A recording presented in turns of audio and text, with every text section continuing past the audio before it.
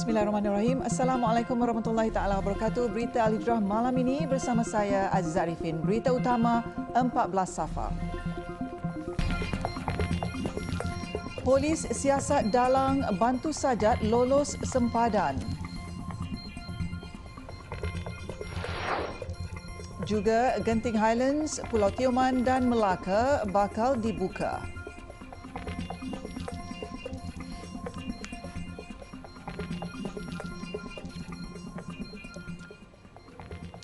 Polis sedang menyiasat dakwaan terdapat individu yang membantu Muhammad Sajat Kamaruzaman atau lebih dikenali sebagai Nur Sajat sehingga usahawan kosmetik itu berjaya meloloskan diri ke Thailand. Pengarah Jabatan Siasatan Jenayah JSJ Bukit Aman, Datuk Seri Abdul Jalil Hassan berkata, polis akan menjalankan siasatan menyeluruh sekiranya maklumat yang mendakwa ada individu yang membantu Muhammad Sajat membolosi sempadan negara hingga ke Thailand itu benar. Kalau ada maklumat sebegitu, sudah pasti pihak polis akan siasat dan sudah pasti kita akan memberi maklumat ini kepada pihak berkuasa dalam menentukan kaedah-kaedah di sempadan kita tidak mudah dibolosi oleh mereka-mereka seperti mana yang dilakukan atau didakwa oleh Sajat ini. Jelasnya Muhammad Sajat kini sudah dituduh oleh pihak berkuasa Thailand di bawah Akta Imigresen, namun dia memohon taraf pelarian Suruhanjaya Tinggi Pertubuhan Bangsa-Bangsa Bersatu mengenai pelarian UNHCR. Polis Diraja Malaysia PDRM sedang berusaha bersama pihak Kementerian Luar Negeri dan pejabat peguam negara untuk proses membawa pulang Muhammad Sajat. Media tempatan sebelum ini melaporkan misteri kehilangan usahawan Muhammad Sajat kini terjawab apabila dia dilaporkan telah ditahan pihak Imigresen Thailand pada 8 September lalu hasil maklumat pihak berkuasa Malaysia. Seorang pemotong rumput dihadapkan ke Mahkamah Session Kuala Terengganu atas 3 pertuduhan merogol adik iparnya yang berusia 12 tahun. Tertuduh yang berusia 36 tahun itu bagaimanapun mengaku tidak bersalah selepas pertuduhan terhadapnya dibacakan di hadapan Hakim Noriah Osman. Tertuduh didakwa melakukan perbuatan itu di sebuah bilik di Marang kira-kira jam 9 malam pada Februari lalu. Lelaki itu turut didakwa mengulangi perbuatan sama terhadap mangsa di lokasi yang sama antara 20 hingga 31 Julai lalu. Bagi kesalahan itu, tertuduh didakwa mengikut Seksyen 376-3 Kanun Keseksaan yang memperuntukkan hukuman penjara tidak kurang 8 tahun hingga 30 tahun dan tidak kurang 10 sebatan jika disabitkan kesalahan. Mahkamah kemudian membenarkan tertuduh diikat jamin sebanyak RM20,000 dengan seorang penjamin dan menetapkan tarikh 24 Oktober depan sebagai tarikh sebutan semula kes. Tertuduh turut dikenakan syarat tambahan iaitu tidak boleh mengganggu mangsa dan saksi sepanjang prosiding berlangsung dan dikehendaki melaporkan diri di Balai Polis Berhampiran setiap bulan. Dalam hari itu di Kedah, seorang pegawai agensi anti dadah kebangsaan AADK dihadapkan ke Mahkamah Majistret Yan atas pertuduhan menyebabkan kematian seorang lelaki 2 bulan lalu. Tertuduh Muhammad Ilyas Syahmi Ibnu, 34 tahun, bagaimanapun hanya mengangguk faham dan tiada pengakuan direkodkan. Tertuduh didakwa dengan sengaja telah menyebabkan kematian Zahari Ayub 24 tahun di hadapan bangunan pejabat AADK Kuala Muda Sungai Petani. Tertuduh yang bertugas di AADK Kuala Muda dituduh melakukan kesalahan itu kira-kira jam 10.40 malam 18 Julai lalu. Dia yang berasal dari Kemunting Perak dituduh melakukan kesalahan mengikut Seksyen 302 Kanun Keseksaan yang jika sabit kesalahan boleh dihukum mati. Tertuduh merayu kepada mahkamah agar jaminan diberikan kerana perlu menyara isteri dan 3 orang anak yang masih kecil. Tertuduh turut mempunyai masalah kesihatan buasir kronik dan perlu mengambil ubat setiap hari. Mahkamah kemudian menetapkan 20 Oktober depan untuk tarikh sebutan semula kes serta serahan laporan forensik dan kimia. Mahkamah juga tidak membenarkan tertuduh diikat jamin berikutan ia di bawah bidang kuasa Mahkamah Tinggi. Seorang lelaki warga emas ditemui rentung dalam sebuah kenderaan yang diparkir dekat Blok D, Warisan City View, Jalan Ceras, Ibu Negara siang tadi. Komando Operasi Kanan Jabatan Bomba dan Penyelamat Malaysia JBPM Kuala Lumpur, Wan Hamizan Kamarudin berkata, Pusat Gerakan Operasi Kuala Lumpur menerima panggilan kecemasan pada 10.10 pagi sebelum menghantar pegawai bomba dan jentera ke tempat kejadian. Menurut Wan Hamizan, sebuah jentera dari Balai Bomba dan Penyelamat Pudu dengan kekuatan 6 anggota dikejarkan ke lokasi kejadian. Sebaik tiba 15 minit kemudian, sebanyak 50% bahagian kenderaan jenis Perdua Kancil musnah dijilat api. Hasil pemeriksaan mendapati terdapat seorang mangsa lelaki dipercayai berusia 82 tahun telah meninggal dunia selepas mengalami melecur badan 50%. Forensik bomba mendapati siasatan awal punca api bermula dari dalam kenderaan. Bagaimanapun punca kebakaran sebenar masih dalam siasatan. Mayat dibawa ke Pusat Perubatan Universiti Malaya PPUM untuk dibedah siasat. Genting Highlands, Pulau Tioman dan Melaka bakal dibuka bagi destinasi baharu pelaksanaan Gelembung Pelancongan Negara atau Travel Bubble.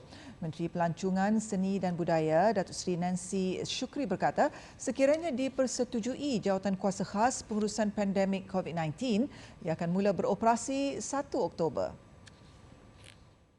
Apa yang telah diluluskan pada hari ini dan akan dibawa ke sidang besok ialah kita ada Genting dan juga Melaka dan juga Pulau Tioman. Tapi insya-Allah mungkin esok mereka akan semuanya ini akan ditambahkan lagi. Dan kita telah diberi tempoh sehingga untuk 2 minggu ini supaya destinasi-destinasi ini bersiap sedia. Namun keputusan tersebut akan dibawa ke peringkat jawatan kuasa khas pengurusan pandemik COVID-19 esok yang dipengerusikan Perdana Menteri. Jelas Datuk Seri Nancy, kerajaan akan menambah destinasi-destinasi pelancongan dari semasa ke semasa, bukan sahaja di kepulauan, malah untuk kawasan tanah besar. Premis restoran, kedai seberaneka, stesen minyak dibenarkan beroperasi bermula jam 6 pagi hingga 12.30 malam bagi semua negeri di bawah Pelan Pemulihan Negara PPN. Menteri Kanan Pertahanan Datuk Seri Hishamuddin Hussein bagaimanapun berkata kelonggaran itu tidak terpakai bagi kawasan yang dikenakan Perintah Kawalan Pergerakan diperketatkan PKPD. Sukacita juga saya ingin memaklumkan bahawa mesyuarat kedua Menteri Kuartet hari ini telah bersetuju dengan cadangan supaya pemilik premis perniagaan stesen minyak, restoran kedai makan, kedai seberaneka dibenarkan beroperasi secara seragam di semua fasa dengan waktu beroperasi mulai 6 pagi hingga 12 malam. Kecuali bagi kawasan PKPD. Keputusan itu dibuat dalam mesyuarat kedua Menteri Kuartet COVID-19 hari ini. Tambahnya, perkara itu akan diumumkan Perdana Menteri Datuk Seri Ismail Sabri Yaakob selepas mesyuarat jawatan kuasa khas pengurusan pandemik yang dijadualkan esok. Jelasnya lagi, mesyuarat itu juga memberi fokus kepada usaha penambahbaikan SOP yang telah diumumkan kepada orang ramai dan mempermudahkannya daripada 181 SOP kepada 10 sahaja.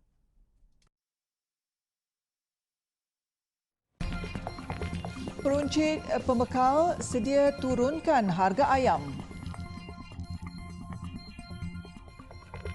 AY Legacy, inspirasi wanita untuk penyeri kulit tegang dan anjang.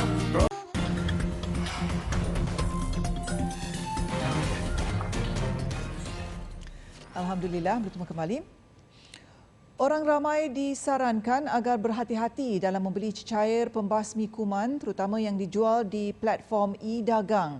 Menurut ahli farmasi Auda, Siti Afikah Sheikh Shatir, ini kerana berkemungkinan cecair tersebut tidak mendapat kelulusan daripada Kementerian Kesihatan Malaysia KKM.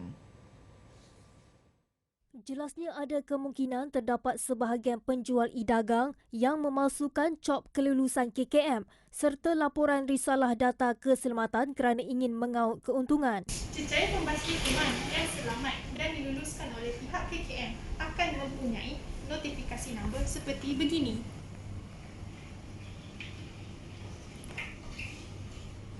Secara umumnya, produk pembersih yang didaftarkan dan digariskan dalam garis panduan Kementerian Kesihatan Malaysia seperti alkohol sebanyak 70% dan sodium hipochlorite boleh digunakan untuk membersihkan permukaan rumah dan kawasan rumah.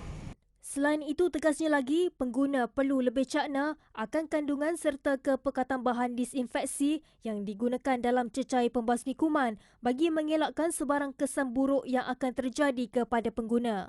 Selalunya, kandungan yang kerap dijumpai di dalam cecair pembasmi kuman adalah seperti benzoyl klorat yang perlu mempunyai kepekatan sebanyak 0.05%, hidrogen peroksida 0.5%, etil alkohol sebanyak 70% dan sodium hipochlorite 0.05 hingga 0.5%. Sekiranya kepekatan cecair melebihi peratusan yang ditetapkan, kemungkinan besar akan berlaku iritasi pada kulit seperti dermatitis ataupun kita panggil bronchoconstriction, pengecilan saluran pernafasan kepada pesakit asma.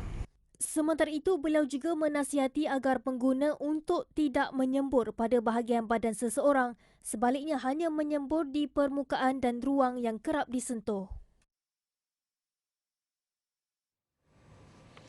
333 peruncit dan pembekal ayam di negeri Selangor bersedia menurunkan harga ayam sebagaimana yang disarankan Kementerian Perdagangan Dalam Negeri dan Hal Ehwal Pengguna KPDN HEP.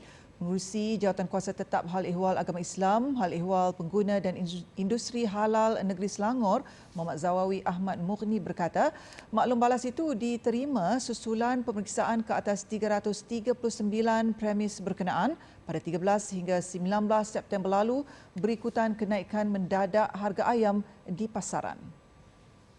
Hasil pemeriksaan mendapati peniaga ayam memberikan kerjasama yang baik untuk membuat semakan semula dan menurunkan harga jualan. Sebanyak 247 premis yang diperiksa sedia patuh jual pada harga yang lebih rendah dan pada harga yang disarankan iaitu RM9.50. Harga purata jualan runcit ayam telah mula dijual di antara RM8.50 hingga RM9.50. Jadi bermakna majoriti peniaga dan pemborong bersedia untuk mengurangkan harga. Menurutnya lagi, secara keseluruhan, kedudukan harga ayam di pasar awam utama dan premis runcit di seluruh Selangor menunjukkan prestasi yang baik dengan kerjasama daripada peniaga yang patuh untuk menurunkan harga jualan. Tambahnya, melalui perbincangan yang dilakukan bersama pembekal ayam, punca kenaikan harga ayam di pasaran tempatan adalah berikutan kenaikan harga makanan ayam yang berasaskan jagung yang diimport. Justru beliau berharap kerajaan pusat terutamanya dari pihak Kementerian Pertanian dapat meneliti faktor ini agar dapat mengurangkan kebergantungan terhadap sumber jagung import. Beliau berkata demikian dalam sidang media selepas walkabout pemantauan harga ayam di Pasar Moden Seksyen 6 Shah Alam siang tadi. 43 lokasi banjir di Perak dikesan berikutan fenomena monsun timur laut yang dijangka bermula Jumaat ini hingga Mei tahun depan. Pengarah Jabatan Bomba dan Penyelamat Perak Azmi Osman berkata, lebih 2,500 anggota telah dikerah bersiap siaga bagi memantau dan menyelamat di kawasan berisiko terbabit susulan musim tengkujuh yang bakal tiba. Menurut Azmi Osman, lokasi panas kawasan banjir di bawah pemantauan ialah di Krian sebanyak 11 kawasan, daerah Larut Matang dan Selama sebanyak 10, daerah Batang Padang 2, daerah Hilir Perak 4, daerah Manjung 3 dan masing-masing satu kawasan di daerah Kinta, Perak Tengah, Hulu Perak serta Mualim. Ada kawasan-kawasan hotspot, tetapi kita jangan jangka apabila banjir menjadi serius. Kita juga sedang mengenal pasti parit-parit kecil, sungai-sungai kecil. Kenapa? Kemungkinan besar, berdasarkan kepada pengalaman, kemungkinan apabila paras air laut pasang menyebabkan aliran air tidak dapat keluar, kemungkinan juga Liluruhan hujan, air berkenaan akan masuk ke sungai-sungai kecil yang boleh menyebabkan banjir di kawasan-kawasan yang kita tidak ramalkan. Katanya selain banjir, persediaan JBPM Perak juga merangkumi kesiapsiagaan mengatur gerak lebih 50 ahli pasukan elit unit storm di kawasan tanah runtuh. Kawasan yang menjadi perhatian ialah di laluan di Simpang Pulai ke Cameron Highlands serta laluan Gerik ke Hutan Melintang di Kelantan. Selain itu, katanya kawasan berbukit seperti di Larut, Matang, Selama dan Bukit Larut serta kawasan yang menerima taburan hujan paling banyak di Malaysia iaitu Taiping akan turut dipantau kemungkinan berlaku tanah runtuh. Siapa sangka ikhtiar seorang ibu menghasilkan makanan tambahan berasaskan bahan-bahan berkhasiat kepada anaknya yang menghidap kanser memberi ilham untuk melahirkan sejenis jus yang dinamakan Permata Delima. Menurut Sariah Muhammad Dalib, 65 tahun, kesan positif yang dialami beliau dan anaknya menyebabkannya tekad melebarkan perniagaan dengan harapan ia dapat memberi manfaat kepada masyarakat. Menurut Sariah, dia bersama suaminya Muhammad Zin Senin 65 tahun menubuhkan syarikat Sazian Healthcare yang berhad pada 2014 dan menghasilkan jus Permata Delima. Menurutnya, jus itu mengandungi makanan berkhasiat termasuk buah delima, buah zaitun, kurma, habbatus sauda dan apricot. Namun setiap perniagaan ada pasang surutnya. Begitu juga yang dialami Sazian Healthcare yang mengalami kemerosotan ketika pandemik COVID-19 melanda negara sejak setahun lalu. Namun Sariah bertuah apabila SME Corp tampil membantu daripada segi bantuan modal, promosi dan khidmat nasihat. Sazian Healthcare juga merupakan penerima program peningkatan Enterprise Sumiputra BIP di bawah SME Corp Malaysia. Jadi sekarang pun kita tak susah ya sebab kita mudah untuk sampaikan produk kita kepada orang walaupun di Penang, walaupun di Sabah, walaupun di Sarawak. Jadi kita punya transport. Jadi transport kita ni macam kita gunakan banyak ni kan macam JNT apa semua. Jadi dah mudah, murah. Jadi alhamdulillah pelanggan kita pun tak ada dapat barang yang kata lambat. Cepat. Jadi bagi saya lagi mudah, lagi senang, lagi jimat dan barang kita ini 100% asli daripada ibu pejabat sendiri yang kita post. Jadi tak ada tiruan lah. Menerusi SME Corp dan beberapa agensi kerajaan lain seperti MARA dan Fama, Sazian Healthcare sering dijemput menyertai pameran dan karnival di seluruh negara. Usai itu, kata Sariah, banyak membantu mempromosikan Sazian Healthcare sekaligus mengekalkan jenama itu di pasaran. Menerusi SME Corp juga, Sazian Healthcare berpeluang mengiklankan jenama di media elektronik termasuk TV Al-Hijrah. Selepas 7 tahun menguasai pasaran tempatan, Sariah kini mengintai peluang ke luar negara. Dengan kerjasama Matrid, Sazian Healthcare bakal menembusi pasaran Nigeria selewat-lewatnya hujung tahun ini. Selain jus Permata Delima, Sazian Healthcare turut mengeluarkan minyak bonda dan kopi Khalifah. Kesemua produk Sazian Healthcare tidak mempunyai gula, sebaliknya menggunakan stevia sebagai bahan pemanis. Jabatan Kemajuan Islam Malaysia JAKIM mungkin mempunyai sebuah balai cerapan khas tersendiri bagi tujuan pengurusan ibadah berasaskan ilmu falak. Menteri di Jabatan Perdana Menteri Idris Ahmad berkata, balai cerap itu bukan sahaja untuk penentuan anak bulan, gerhana dan lain-lain, bahkan dikongsi penyelidik sains angkasa. Kerajaan melihat ada keperluan di Malaysia mengadakan pusat falak yang boleh memenuhi keperluan pentadbiran dan penyelidikan falak. Kajian kesesuaian pusat falak ini boleh dijalankan oleh pasukan penyelidik yang diselia oleh JAKIM. Semoga pusat falak ini dapat melahirkan pakar-pakar falak bertaraf dunia kelak.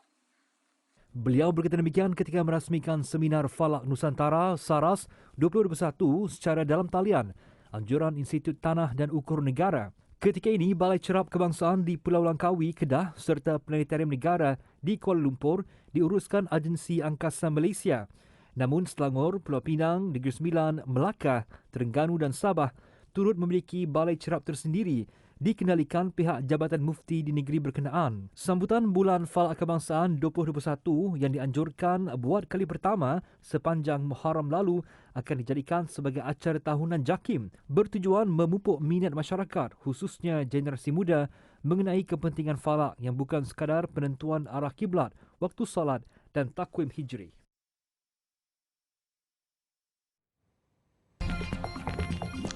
Lahar pemusnah.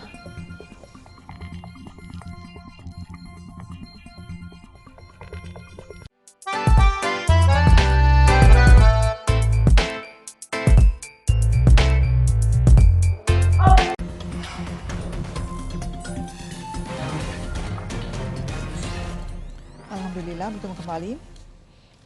RM1 juta diperuntukkan Lembaga Zakat Selangor LZS bagi membantu institusi perubatan awam dan petugas barisan hadapan di Selangor dalam berdepan COVID-19. Peruntukan itu menerusi dana pengurusan operasi AMIL sebagai tanda keprihatinan AMIL Zakat di Selangor dan merupakan inisiatif Bantuan Zakat Selangor Peduli. Ketua Pegawai Eksekutif LZS Saipul Yazan M. Yusof berkata, setiap hospital menerima sumbangan antara RM30,000 hingga RM100,000 bergantung kepada keperluan hospital. Ia akan digunakan bagi pembelian keperluan COVID-19 seperti katil, tilam, kerusi roda, alat bantuan pernafasan dan tangki oksigen. Beliau berkata demikian pada Majlis Serahan Sumbangan Zakat Selangor Peduli kepada Barisan Hadapan dan Hospital COVID-19 di Hospital Serdang hari ini. Antara hospital yang menerima sumbangan tersebut ialah Hospital Sungai Buloh, Hospital Selayang dan Hospital Ampang yang masing-masing menerima sumbangan RM100,000. Ia diikuti Hospital Tengku Ampuan Rahimah dan Hospital Serdang menerima sumbangan RM90,000 setiap satu. Sementara itu, Hospital UITM pula menerima RM80,000, manakala Hospital Shah Alam, Hospital Kajang dan Hospital Banting turut menerima sumbangan RM50,000. Hospital Kuala Kubu Baru, Hospital Tanjung Karang dan Hospital Sabak Bernam masing-masing menerima sumbangan RM30,000. Sedikit perkembangan luar negara. Di Pulau Canary, Sepanyol, kira-kira 100 rumah musnah ekoran aliran lahar gunung berapi di lereng Gunung La Palma. Bagaimanapun, tiada kehilangan nyawa dilaporkan setakat ini. Menurut Institut Kajian Gunung Berapi Pulau Canary, aliran lahar bergerak sekitar 700 meter sejam dan mencapai suhu hampir 1000 darjah Celsius. Lahar adalah campuran batu yang cair atau separa cair yang dikenali sebagai magma ketika berada di dasar bumi. Alirannya dijangka tiba ke pantai sekitar jam 8 malam waktu tempatan. Menurut pihak berkuasa, aliran lahar itu setinggi 6 meter. Bencana itu turut mempamerkan pemandangan seperti padang yang gersang. Namun, masih terlalu awal untuk meramalkan jangka masa letusan gunung berapi itu berakhir. Ekoran terdapat letusan yang berlaku selama beberapa hari, manakala ada yang berlanjutan hingga bertahun lamanya. Ribuan mangsa turut berasa bimbang dan kira-kira 5,500 penduduk terpaksa dipindahkan dari kediaman masing-masing. Sekurang-kurangnya 6 terbunuh selepas seorang pelajar melepaskan tembakan rambang di sebuah universiti di Rusia. Ia sekaligus menjadi insiden tembakan kedua membabitkan institusi pendidikan di negara itu tahun ini. Menurut pihak berkuasa, beberapa individu turut cedera dalam kejadian tersebut dan suspek berjaya ditahan. Turut dilaporkan seorang individu berpakaian lengkap hitam dan memakai topi keledar sambil membawa senjata berkeliaran di kampus berkenaan. Pihak berkuasa mengesahkan pembunuh terbabit mengalami masalah mental namun memiliki lesen senjata api jenis senapang semi-automatik. Ini adalah insiden tembakan keempat di Rusia. Pada November 2019, seorang pelajar berusia 19 tahun melepaskan tembakan kepada seorang rakannya sebelum bertindak membunuh diri. Pada Oktober 2018 pula, seorang lagi remaja menembak mati 20 orang di sebuah kolej teknik di Crimea. Susulan kejadian itu, undang-undang berkaitan senjata api diarahkan untuk dikaji semula.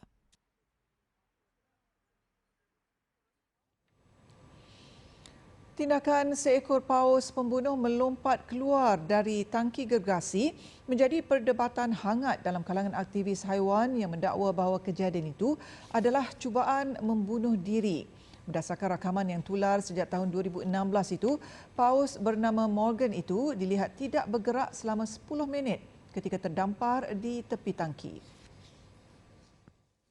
Aktivis-aktivis haiwan menyuarakan kebimbangan terhadap mamalia itu yang menurut mereka tidak berasa gembira berada di Zoo Loro Park, Kepulauan Canary. Terdapat video lain yang memaparkan Morgan berulang kali menghentak kepalanya pada pagar besi.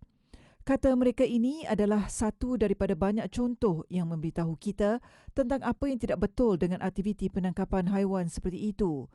Sikap aneh seperti ini tidak akan dilakukan dalam habitat semula jadi. Pertubuhan Kebajikan dan Perlindungan Ikan Lumba-Lumba Projek Dolphin sehingga kini masih tidak dapat dijelaskan apa yang cuba dilakukan oleh Morgan.